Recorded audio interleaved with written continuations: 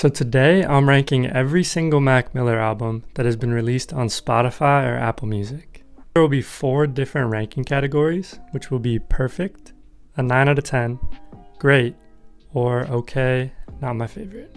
There's no real order in which I'm doing this. We will start off with Kids.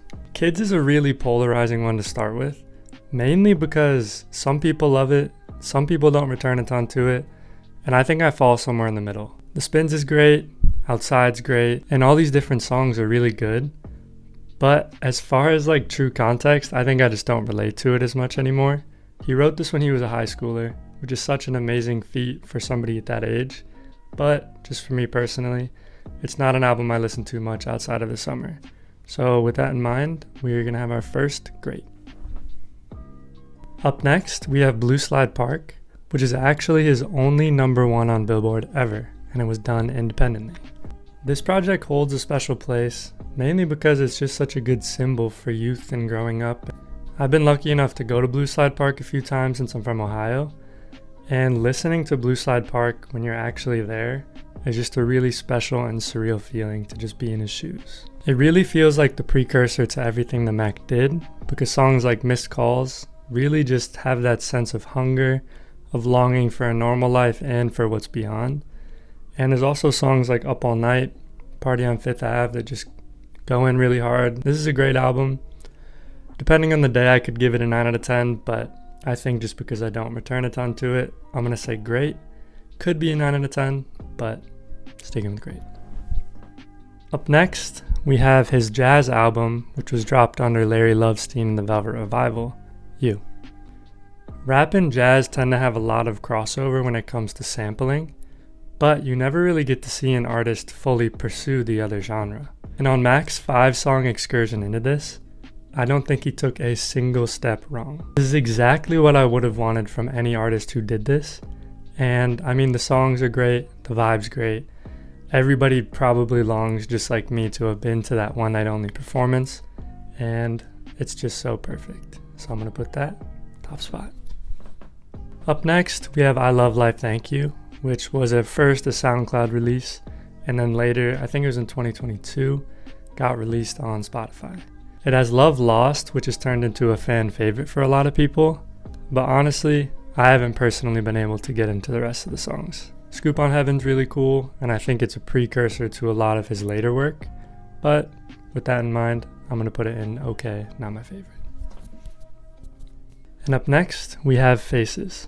And this album is Mac's longest project ever. It clocks in at about 1 hour 30. And the way I categorize a perfect album tends to just be if there's no space, it could have been used better, no fluff, no skips. And honestly, even though this is Mac's longest project, I think it also falls in that perfect category.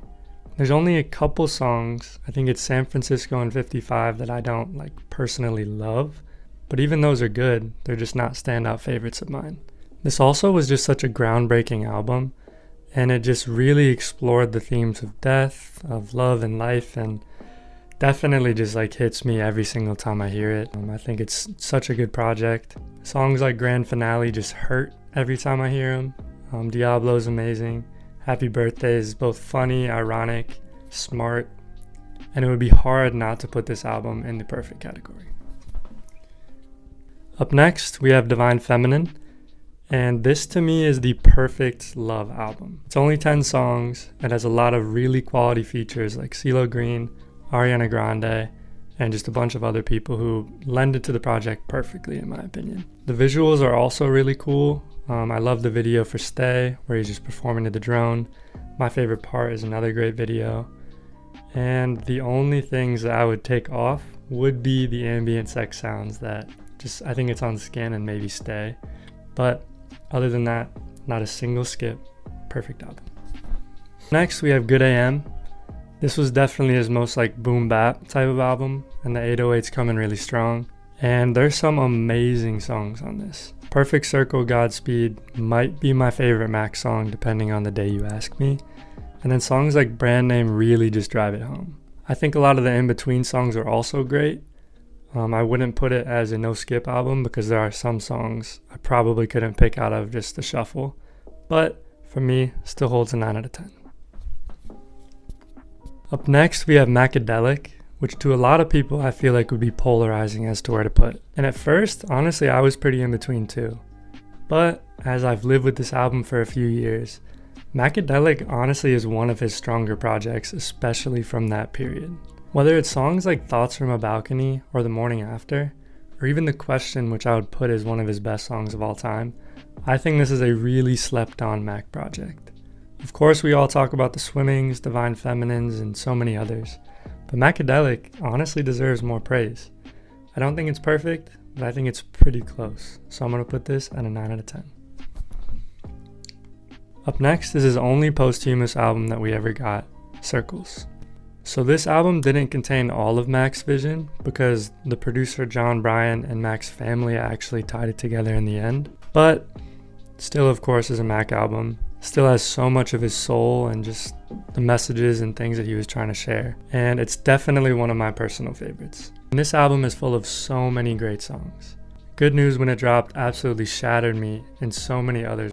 And when they used the comment section on YouTube for the Once a Day video, that just drove the stake home for me. I later on went to get a tattoo of the chorus of Once a Day on my thigh.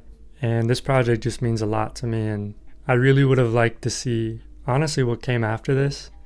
What the album would have looked like if Mac had full control over it. Of course, there's not a world where that could have happened, but I just would have been curious. I still think it's an amazing project. But honestly, I'd probably put it at a 9 out of 10. There are some songs that I don't adore on it. I still listen through them and they hold a special place because it's what we got after he passed. But I'm going to put it at a 9 out of 10. That one definitely hurts the most to put there. Maybe on a different day I would have put it at perfect, but that's the truth of the matter today. Up next, we have Watching Movies. This album is definitely one that I could go either way on, but I think there are a lot of really powerful things holding it up. Songs like Objects in the Mirror and Euphoria are two of Mac's best songs ever, but as a whole, I've never really had a moment with this album. I think the features are really cool with Earl and Action Bronson and a few others. And more than anything, I love the story of how Turtle the Incredible Journey ties into it. For anyone who doesn't know, when they were trying to show this album, they wanted something visual to accompany it, and they found a documentary of a turtle kind of just surviving after birth, and it goes perfectly with this album. So I think for that experience alone, as well as Objects in the Mirror and Euphoria, I don't know. I feel like I love the lore of this album more than I love the album, so I think I'm going to put great, but in the future I could see it going up to a 9 out of 10. Up next, we have Live from Space, which is Mac's only live album. I'm a huge fan of the Space Migration sessions, and this kind of feels like an offshoot of that. And it really showed me some of my favorite versions of songs like Best Day Ever, Remember from Watching Movies, and I think it holds a really unique spot in his discography. Not a lot of people talk about it because it just takes songs from basically every album at the time that he had, but I think there are some really high moments in this project. Depending on the day, I like the version of Best Day Ever on this more than I like the original, 1 and 2 I guess with the bonus, and just the banter of the live performance and the showmanship you can see is just so special and something that gives people who never got to see Mac such a unique glimpse into his performance ability.